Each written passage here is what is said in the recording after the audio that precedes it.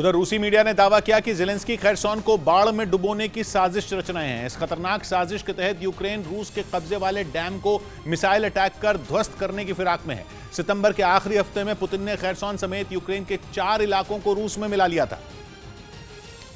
लेकिन खैरसोन में यूक्रेन की सेना हार मानने को तैयार नहीं है और इसी वजह से कुछ इलाकों में यूक्रेन और रूस के बीच भीषण जंग छिड़ी हुई है।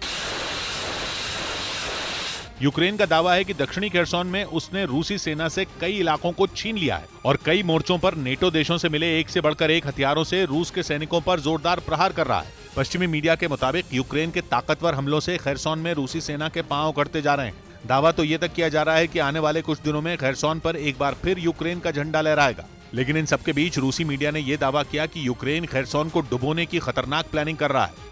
रूस का आरोप है कि खैरसोन को तबाह करने के लिए यूक्रेन की सेना कखोवका डैम पर मिसाइल अटैक कर रही है और अगर ये डैम टूट गया तो खैरसोन के साथ साथ क्राइमिया के कई इलाके जल समाधि ले लेंगे, जिससे सैकड़ों लोगों की जान चली जाएगी।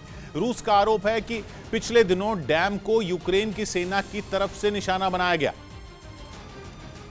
और नीप्रो नदी पर बने इस कखोवका डैम को उड़ाने के लिए उस पर कई मिसाइलें गिराई थी। रूस का दावा है कि यूक्रेन की तरफ से यह हमला पश्चिमी देशों के ताकतवर हथियार हाइमार्स से किया गया। डैम को निशाना बनाने के लिए उस पर एक के बाद एक 6 मिसाइलें दागी गईं, जिनमें 5 को तो रूसी सेना ने हवा में तबाह कर दिया, लेकिन एक मिसाइल डैम से टकरा गई। रूस के मुताबिक मिसाइल के टकराने से डैम को नुकसान पहुंचा, जिसे देखते हुए वहां इमरजेंसी का ऐलान कर दिया गया ताकि वक्त रहते किसी भी तरह के हालात से निपटा जा सके। हालांकि बाद में रूस ने यह दावा किया कि डैम सुरक्षित है और उसे ज्यादा नुकसान नहीं हुआ है, लेकिन डैम पर मिसाइल अटैक के आरोपों को ज़ेलेंस्की ने सिरे से खारिज कर दिया। खबर है कि यूक्रेन पर जोरदार हमला करने के लिए पुतिन खूंखार अपराधियों की सेना बनाएंगे, जिसके लिए उन्होंने एक नए कानून पर हस्ताक्षर भी कर दिए हैं ताकि उनका ये नया प्लान जल्द से जल्द असर दिखाना शुरू कर दे।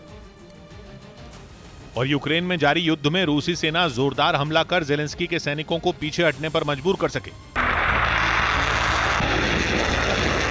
क्योंकि कहा जा रहा है कि यूक्रेन में पुतिन के सैनिक कई मुश्किलों से जूझ रहे हैं। उनके सामने सबसे बड़ी चुनौती यह है कि उनकी सेना लगातार घटती जा रही है, यानी यूक्रेन के जोरदार पलटवार से रूसी सैनिकों की संख्या कम हो रही है, जिसकी वजह से रूस को कई इलाकों में पीछे हटना पड़ा।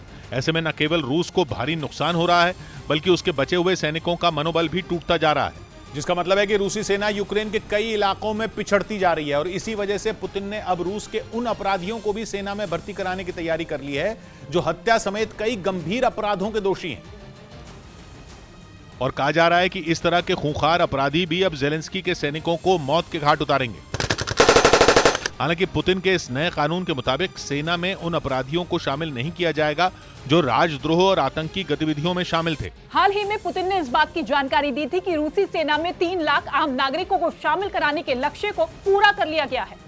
इससे पहले भी यह खबर सामने आई थी कि पुतिन इस जंग में अफगानिस्तान के पूर्व सैनिकों को उतारने की योजना बना रहे हैं, जिसके लिए रूसी सेना में भर्ती प्रक्रिया भी शुरू हो चुकी है। एक रिपोर्ट में दावा किया गया था कि यही हजारों सैनिक अब यूक्रेन युद्ध के मैदान में उतरेंगे और पुतिन की ओर से जंग लड़ेंगे। पश्चिमी मीडिया ने दावा किया कि वैगनर ग्रुप के लड़ाके अफ्रीका के देशों में रूस का प्रभाव बढ़ाने के लिए वहां बेरहमी की सारी हदें पार कर रहे हैं। वैगनर ग्रुप पुतिन की प्राइवेट आर्मी है जो पूरी दुनिया में कसाई ब्रिगेड के नाम से मशहूर है, जिसके लड़ाके रूसी सेना के साथ मिलकर यूक्रेन में ज़ेलेंस्की की फौज पर कहर बनकर टूट रहे हैं।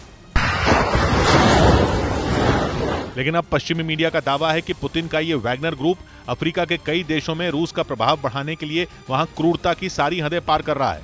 अफ्रीका के जिन देशों में वैगनर ग्रुप के लड़ाके यमदूत बने हुए हैं, उनमें लीबिया, मोजाम्बिक और माली समेत कई छोटे देश शामिल हैं। आरोप है कि इन देशों में पुतिन की कसाई ब्रिगेड के लड़ाके लोगों को बेरहमी से मौत के घाट उतार रहे हैं। यूएन की एक रिपोर्ट में वैगनर ग्रुप पर लोगों को सामूहिक फांसी देने, यातना देने, रेप और हत्या समेत कई आरोप लगाए गए।